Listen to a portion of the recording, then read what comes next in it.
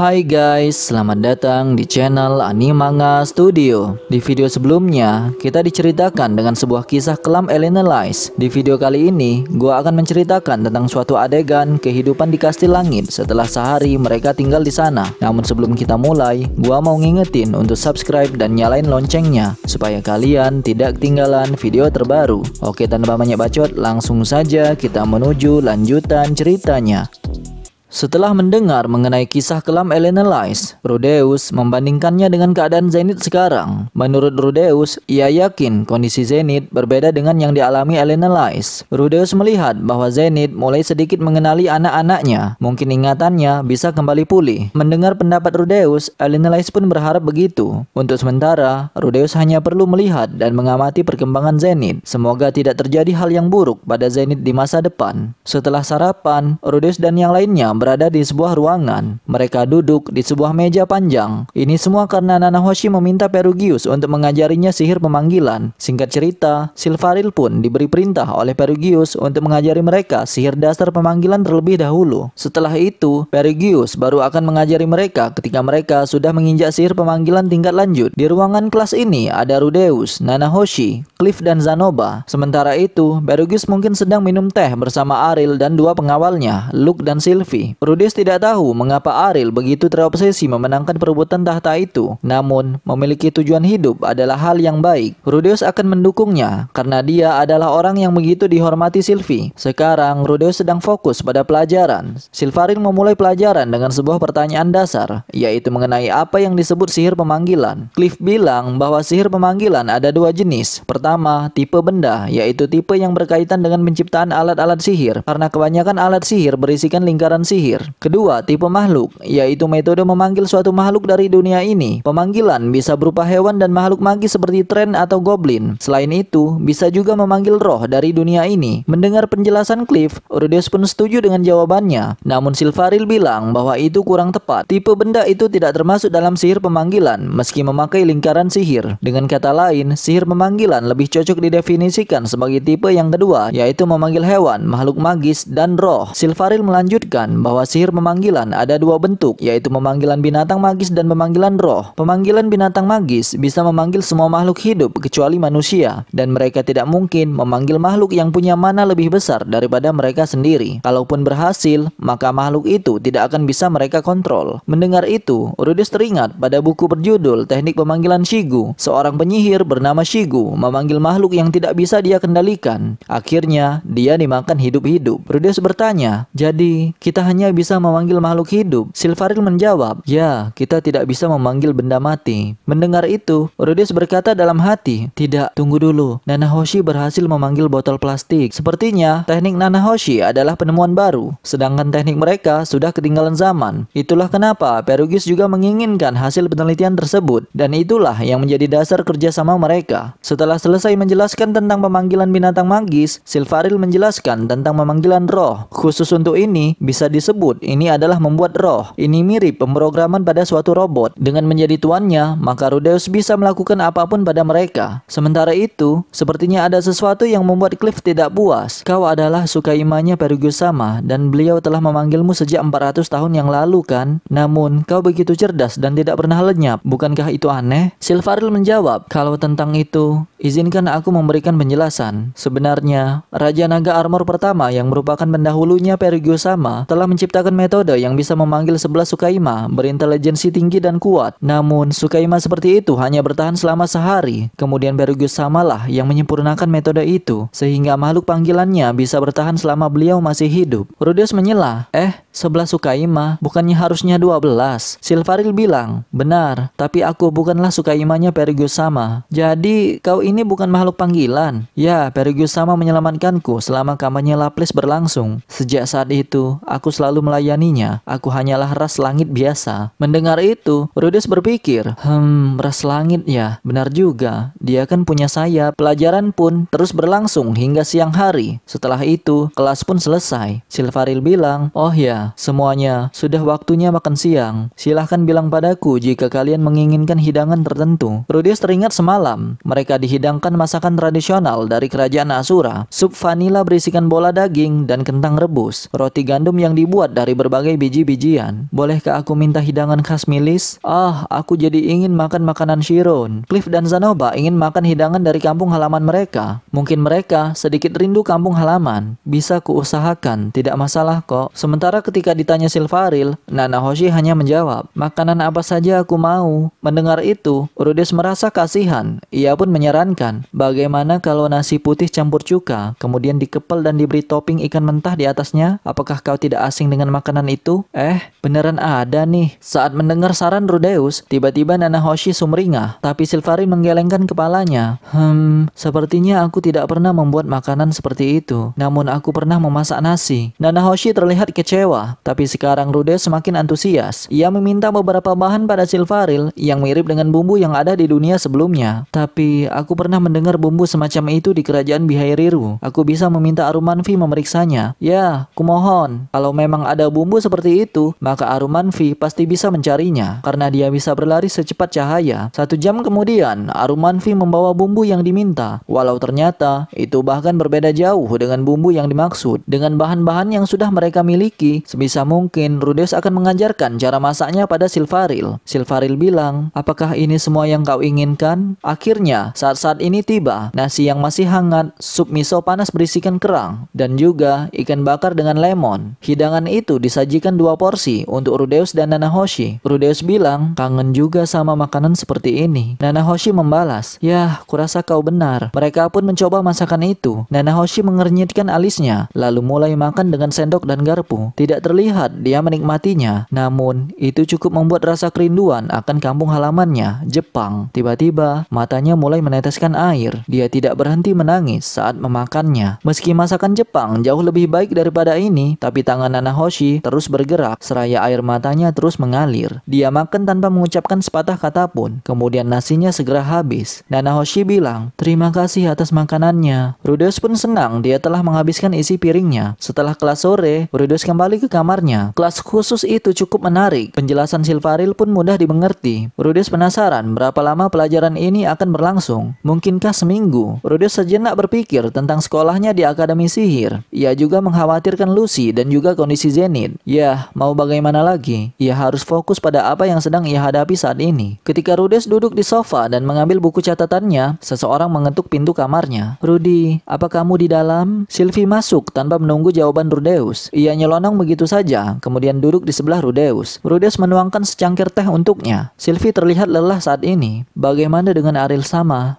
Negosiasinya tidaklah semudah yang kubayangkan. Untuk mendapatkan dukungan Perugius, Aril telah mengajukan berbagai penawaran, seperti menawarkan gelar kepadanya begitu Aril menjadi ratu, atau sebagian wilayah kerajaan Asura. Tentu saja, orang segelas Perugius tidak lagi mengincar hal-hal seperti itu. Sylvie bingung harus bagaimana. Ia meminta saran Rhodes. Pertama, bagaimana kalau kalian memperdalam hubungan dengan Perugius Sama? Memperdalam hubungan? Benar, kalian harus beramah tamah terlebih dahulu. Seperti saling membicarakan hobi, meminta dia menceritakan kembali pengalamannya ketika perang, atau hal-hal lain semacam itu. Mungkin kalian juga bisa membawa Zanoba saat menghadap padanya. Di antara kita, sepertinya Perugius Sama paling menyukai sifat Zanoba. Oh, masuk akal juga. Aku akan memberitahu hal ini pada Aril Sama, sehingga kita bisa mencobanya. Setelah itu, mereka pun membicarakan apa yang telah Rhodes dapatkan hari ini. Zenith dan kutukannya, dasar-dasar sihir pemanggilan, dan juga makan bersama Nanahoshi. Tiba-tiba Sylvie bilang, Rudy sangat baik pada Nanahoshi. Sylvie terlihat sedikit cemberut saat Rhodes menceritakan makan siang bersama Nanahoshi. Rhodes tak menyangka bahwa Sylvie cemburu.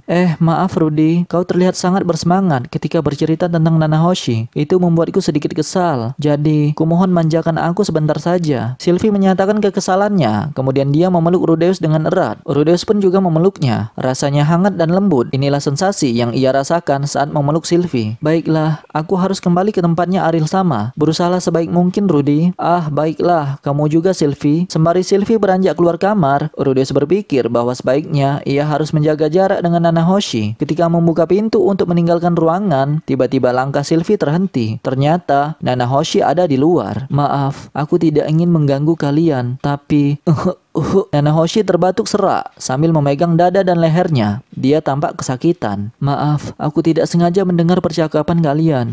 Aku tidak berencana menjalin hubungan semacam itu dengan Rudeus. Jadi, tolong jangan khawatir. Tidak apa-apa. Lagi pula, apakah kau baik-baik saja? Nanahoshi terus terbatuk-batuk. Rudeus tidak pernah melihat ia dalam kondisi seburuk ini sebelumnya. Seperti ada sesuatu yang menyangkut di tenggorokannya. Itu sangat mengkhawatirkan. Nanahoshi kemari karena ia meminta agar Rudeus menyembuhkannya dengan sihir detoksifikasi. Tapi ternyata di sana juga ada Sylvie. Mendengar penjelasan Nanahoshi, Sylvie segera meraih bahu Nanahoshi. Kalau begitu, biarkan aku yang menanganinya. Kalau tidak berhasil, maka kita akan meminta Cliff menggunakan sihir detox tingkat lanjut, oke? Terima kasih banyak. Aku mohon bantuannya. Baiklah, sekarang tenanglah. Sylvie dengan lembut menempatkan tangannya di leher Nanahoshi. Dia dapat menggunakan sihir detoksifikasi tanpa merapalkan mantra. Rudeus bahkan tidak pernah bisa menggunakan itu. Ketika menyembuhkan Nanahoshi, tiba-tiba Sylvie terkejut. Ia bingung akan sesuatu. Tak lama berselang, batuk Nanahoshi malah semakin kencang. Kok aneh ya? Sylvie memiringkan kepalanya kebingungan. Kemudian dia menempatkan tangan satunya pada pundak Nanahoshi. Dan batuk Nanahoshi justru semakin memburuk. Situasinya makin kritis. Rudeus berteriak, "Hei, apakah ada yang salah?" Terlihat Nanahoshi menutup mulutnya, seperti menahan sesuatu dari dalam mulutnya. Terdengar bunyi cerat. Darah berceceran pada permukaan lantai. Nanahoshi pun tampak tidak percaya pada apa yang dia lihat. Perlahan-lahan, dia membuka telapak tangannya, lalu menunjukkan pada Sylvie dan Rudeus. Telapak tangannya basah kuyup oleh darah. Tak lama kemudian, Nanahoshi segera kehilangan kesadaran. Kemudian dia terjatuh pingsan di lantai.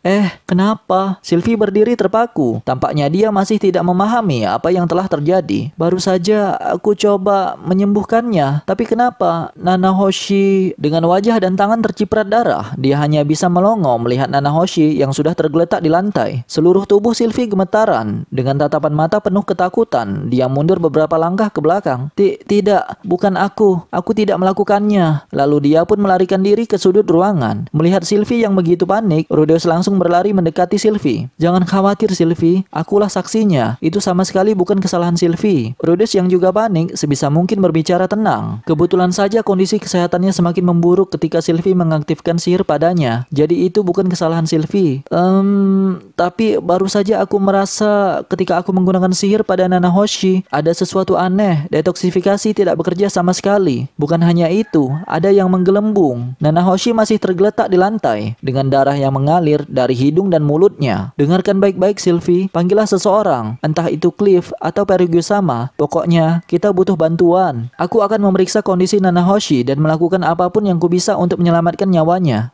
Aku bisa. Mata Sylvie terlihat kembali fokus. Kemudian dia menuju ke pintu dan bergegas keluar. Meskipun dia cemburu pada Nanahoshi, Sylvie tidak akan pernah melakukan hal seperti itu. Itu tetap saja tidak mungkin. Sungguh tidak mungkin. Lalu Rudeus segera berbalik menuju Nanahoshi dan berusaha menyelamatkannya semaksimal mungkin. 3 hari setelah Nanahoshi pingsan, dia juga belum siuman. Masih belum diketahui mengapa dia sampai muntah darah. Setelah Sylvie pergi mencari bantuan, Arumanfi dengan cepat datang, kemudian membawa Nanahoshi ke ruang kesehatan. Sementara itu, Rudeus berkeliling untuk mengumpulkan orang, kemudian menginfokan pada semuanya apa yang telah terjadi. Saat ini, Nanahoshi sedang dirawat oleh Yaruzu Sang Penembus di ruang kesehatan. Yaruzu Sang Penembus memiliki kemampuan untuk menyembuhkan. Dia mampu mentransfer kesehatan dan stamina dari satu orang ke orang lainnya. Karena prinsip kerja kemampuan itu berbeda dengan sihir detoksifikasi, maka mungkin dia bisa menyembuhkan penyakit yang tidak bisa ditangani oleh sihir tersebut. Namun, perlu adanya orang lain untuk mengaktifkan kemampuan itu, karena dia perlu mentransfer. Dengan kata lain, dia perlu donor. Tanpa ragu-ragu, Sylvie menawarkan dirinya sebagai donor. Sylvie berbaring di samping Nanahoshi dan perawatan pun dimulai. Perugius bilang, "Karuwante, bagaimana keadaannya?" Melihat Nanahoshi dalam keadaan terpuruk, Perugius memerintahkan Sukaima lainnya untuk menganalisa. Karuwante sang pemaham, dia memiliki kekuatan untuk mengungkap kekuatan dan rahasia targetnya. Bagi yang sakit, dia juga bisa mendiagnosa penyakitnya. Ini di luar kemampuan Yaruzu. Kalau begitu, cari jawabannya di perpustakaan. Dengan demikian, Perugius dan anak buahnya mulai meneliti nama penyakit yang diderita Nanahoshi beserta cara mengobatinya. Tentu saja Yaruzu terus memberikan perawatan, jadi Sylvie tidak bisa pergi dari sisinya. Pada akhirnya, tidak ada yang bisa Rudeus lakukan. Ia sempat pulang ke rumah sekali untuk memberitahu situasi ini pada Roxy. Nanahoshi jatuh sakit dan Sylvie belum bisa pulang karena dia membantu perawatannya. Jadi mereka akan lebih lama berada di Kastil Langit. Lalu Roxy bilang bahwa dia akan menangani urusan rumah. 4 hari setelah Nanahoshi pingsan, mereka dipanggil ke meja bundar. Selain Yaruzu, semua Tsukaima lainnya hadir. Perugius duduk di depan mereka. Dia duduk di kursi besar yang mewah bersama para Tsukaima yang berdiri di belakang. Silakan duduk. Rudeus dan lainnya pun duduk setelah dipersilakan oleh Silvaril. Hanya Sylvie yang tidak hadir karena dia masih membantu perawatan Nanahoshi. Nanahoshi telah didiagnosis. Setelah mereka duduk, Silvaril melangkah maju dan memberikan laporan. Mereka akhirnya tahu Nanahoshi sama menderita sindrom drain. Rudeus baru kali ini mendengar penyakit itu. Ketika melihat sekeliling, tampak rekan-rekannya juga asing dengan istilah itu. Sepertinya tidak satupun dari kalian pernah mendengar nama penyakit tersebut. Itu adalah penyakit kuno. Sewaktu bangsa manusia masih memiliki jumlah mana yang jauh lebih rendah jika dibandingkan saat ini. Jika seorang anak dilahirkan tanpa memiliki kapasitas mana yang memadai, maka dia akan menderita sindrom serupa, kemudian meninggal di umur 10 tahun. Jadi, itulah penyakit yang sama dengan Nanahoshi. Dia bukan lagi anak berusia 10 tahun, namun ia tiba di dunia ini semenjak 8 tahun yang lalu, dan dia dipanggil ke dunia ini tanpa diberkahi mana sedikit pun. Semua makhluk hidup di dunia ini menyerap mana dari lingkungan sekitarnya, dan jika seseorang tanpa kapasitas mana yang memadai menyerap mana dari sekelilingnya, maka kekuatan sihir tersebut akan terakumulasi di dalam tubuhnya, dan lama-kelamaan menjadi penyakit. Apakah ada keterangan tentang cara menyembuhkannya? Tidak. Menurut catatan, penyakit ini sudah diberantas sekitar 7.000 tahun yang lalu, setelah bangsa manusia berhasil meningkatkan kapasitas mananya. 7.000 tahun yang lalu. Jadi, penyakit ini sudah ada sejak perang besar manusia iblis pertama. Rudeus ingat pernah mendengar bahwa perang itu berkecamuk selama hampir 1.000 tahun. Perang menyebabkan segala macam kemajuan. Melalui berbagai macam cobaan, umat manusia menjadi lebih kuat, dan salah satu kemajuan itu adalah diberantasnya penyakit kuno ini. Lalu, apa yang bisa kita lakukan? Kami akan menghentikan waktu. Yang menjawab pertanyaan bukanlah Silvaril, melainkan Perugius yang masih saja duduk dengan tenang. Kita akan menggunakan kekuatan Sukyakoto Sang Masa guna menghentikan waktu untuk memulihkan Nanahoshi. Setelah Perugius mengatakan itu, seseorang di belakangnya maju selangkah. Dia memakai topeng dengan mulut yang monyong. Topengnya mirip seperti Hyotoko atau mungkin topeng gas. Dia adalah Sukyakoto Sang Masa. Kalau tidak salah ingat, dia memiliki kemampuan menghentikan waktu bagi siapapun yang dia sentuh. Tentu saja, bagi dirinya sendiri, waktu juga terhenti. Tetapi dengan kemampuan ini, dia bisa mencegah penyakit Nanahoshi semakin memburuk, bahkan mencegah kematian. Aku mengerti. Lalu bagaimana? Aku akan menghubungi orang-orang di bawah untuk menemukan obatnya. Namun, tetap saja pertanyaannya adalah, siapakah yang akan menolong Nanahoshi? Bukankah hanya Perugius sama yang bisa menolongnya? Nanahoshi dan aku hanya memiliki hubungan kerjasama penelitian. Jadi, aku tak mau dia berhutang budi padaku dalam hal lainnya. Jangan salah sangka, kalian tetap akan kubantu, karena kalian adalah tamuku. Namun, jangan pernah meminta lebih. Tujuan utamaku hanyalah menghancurkan Laplace. Mendengar itu, Cliff berteriak, jadi kau hanya akan berpangku tangan sampai Nanahoshi mati? Dia berdiri sambil membentak Perugius. Kapan aku bilang begitu? Jangan bohong. Orang sekuat dirimu dengan kastil secanggih ini dan pengawal sehebat itu, pasti kau bisa menemukan obatnya dengan mudah. Setelah mendengar bentakan Cliff, Perugius menaikkan alisnya. Aku tidak punya alasan untuk membantu. Jangan bercanda. Membantu yang lemah adalah tugas orang kuat sepertimu. Jangan mengguruiku dengan ajaran milis yang menjijikkan itu. Cliff masih saja marah-marah karena termakan emosi. Alinales berteriak, Cliff, hentikan. Ia langsung menjerit untuk menghentikannya. Saat emosi Cliff sudah semakin memuncak, Cliff, aku mengerti perasaanmu, tapi kumohon kendalikan dirimu. Aku tidak ingin kehilanganmu karena hal seperti ini. Setelah Cliff mengamati sekelilingnya, ternyata ke-11 Tsukaima itu sudah memasang kuda-kuda untuk siap menyerang. Akhirnya, Cliff kembali duduk di kursinya, namun wajahnya masih terlihat tidak puas. Permisi, baru saja pintu ruangan ini terbuka. Itu adalah Yaruzu sang penembus. Dia berbicara sembari menghadap mereka. Nanahoshi sama sudah sadar. Rudeus hampir melompat dari tempat duduknya saat mendengar kabar itu. Mbak, bagaimana keadaannya? Kelihatannya dia sedikit membaik. Sindrom drain adalah penyakit yang disebabkan oleh akumulasi mana dari luar ke dalam tubuh. Jadi, penyebab utamanya belum bisa disembuhkan. Lalu, bisakah kau menghilangkan mana dari dalam tubuhnya? Yaruzu menggelengkan kepalanya atas pertanyaan Rudeus. Bagaimanapun juga, kita harus memeriksa Nanahoshi. Sembari mengatakan itu, Rudeus beranjak dari kursinya dan dan yang lainnya pun mengikuti. Mereka sampai di ruang perawatan. Terdapat Nanahoshi di sudut ruangan. Noda darahnya sudah hilang. Dia telah berganti baju dengan pakaian pasien. Dia begitu pucat bagaikan tidak bernyawa. Nanahoshi, apakah kamu baik-baik saja? Rudeus bertanya, lalu Nanahoshi menatap Rudeus dan berkata, apakah aku terlihat baik-baik saja? Rudeus pikir tentu saja tidak. Wajahnya pucat, matanya seperti panda. Siapapun yang melihatnya pasti tahu kalau wanita ini sedang sakit. Tempat tidur lainnya kosong. Sylvie sudah pergi ke ruang tamu untuk beristirahat. Rudeus sempat melihatnya keluar ruangan dan dia juga tampak lesu. Selama 4 hari penuh, dia terus membantu perawatan Nanahoshi. Mereka bilang, aku tidak bisa disembuhkan. Rudeus duduk pada kursi di sampingnya. Sepertinya Yaruzu tidak merahasiakan penyakit pada pasiennya ini. Rudeus terdiam. Aril dan yang lainnya mencoba untuk bercakap-cakap dengannya. Mereka mencoba menyemangati Nanahoshi. Tak lama berselang, mereka kehabisan bahan pembicaraan. Nanahoshi tidak meresponnya dengan baik, jadi mereka bingung harus mengatakan apa lagi. Keheningan mulai menggelayuti tempat ini, sehingga membuat semuanya gelisah. Nanahoshi, kalau begitu kami pamit dulu. Jangan khawatir, kami pasti akan kembali untuk menjengukmu. Dimulai dengan Aril, satu persatu mereka pergi dari ruangan ini. Hanya Rudeus yang tersisa di sini. Terlihat Nanahoshi sangat kesal, padahal penelitiannya sedang bagus-bagusnya. Fase 1 sedikit tersendat, tetapi fase 2 dan 3 berjalan lancar. Dengan sedikit bantuan dari Perigius, harusnya fase 4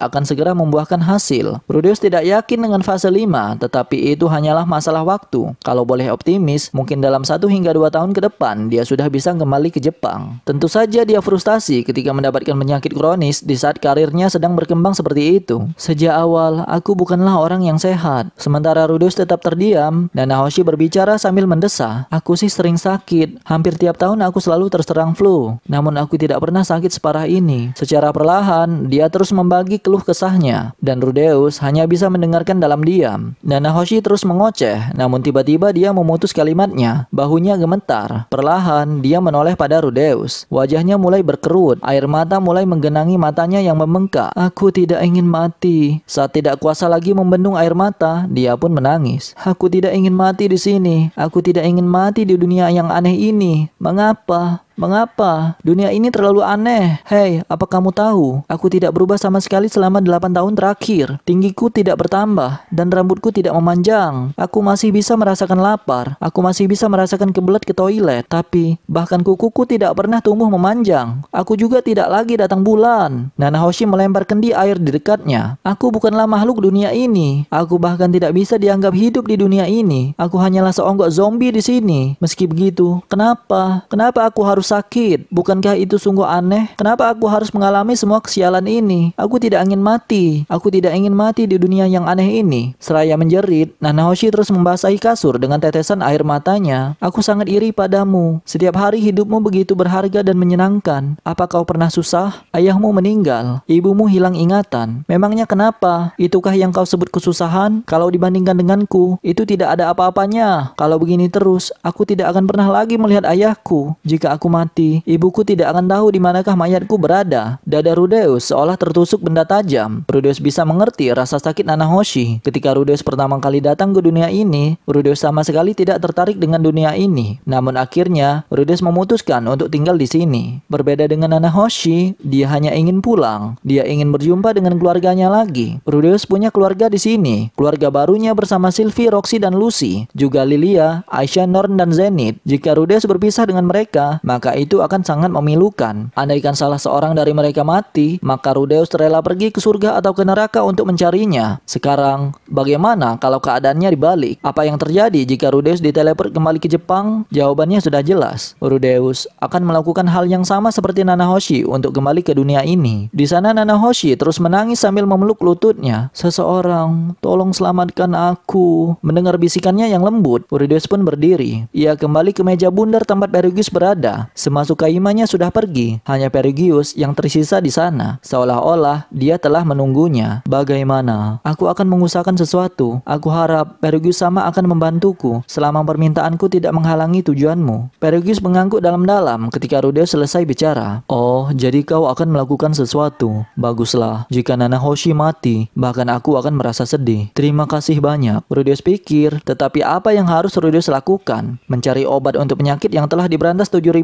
tahun yang lalu. Dari mana ia harus mulai mencarinya? Benarkah tak ada seorang pun yang tahu apakah obatnya? Bahkan Hitogami atau Orsted, apakah mereka tahu? Perugia-sama, apakah Anda bisa memberitahuku cara menghubungi Dewa Naga Orsted? Tidak mungkin. Tak seorang pun bisa memprediksi kemana dan di manakah dia berada. Mungkin juga dia tidak mengerti tentang penyakit ini walaupun dia telah hidup ratusan tahun di dunia ini. Meskipun dia bijak, aku ragu dia tahu tentang penyakit yang sudah diberantas 7.000 tahun yang lalu. Jadi Orsted berumur ratusan tahun lebih. Meski itu cukup tua, namun jika dibandingkan dengan Berugius, dia masih relatif lebih muda. Begitukah? Tetapi adakah orang yang tahu tentang kondisi dunia ini 7.000 tahun yang lalu? Tiba-tiba ada yang terbersit dalam benak Rudeus. Tunggu dulu. 7.000 tahun, ada satu. Ya, ada seorang yang telah hidup begitu lama. Namun, Rudeus juga tidak menjamin dia tahu tentang penyakit ini. Tetapi, jika Rudeus berbicara dengannya, mungkin ia dapat menemukan petunjuk. Rudeus langsung bilang, "Aku tahu seseorang. Perugia-sama, bisakah Anda membawaku ke benua iblis?" "Benua iblis? Apa yang akan kau lakukan di sana?" "Aku ingin mencari Kaisar Iblis Agung Kishirika Kisiris. 7.000 tahun yang lalu, dialah tokoh besar dalam perang manusia iblis pertama." Nah, itulah rangkuman cerita volume 15 part yang kedua. Video berikutnya, gua akan membahas tentang sebuah perjalanan kembali Rudeus menuju benua iblis. Dapatkah ia menemukan Kishirika Kishiris di sana? Banyak cerita yang tidak dijelaskan di anime dan manganya loh. Maka dari itu, kalau males baca web novelnya, pantengin terus channel ini dengan subscribe dan hidupkan notifikasinya. Oke, sekian dari saya. Terima kasih guys.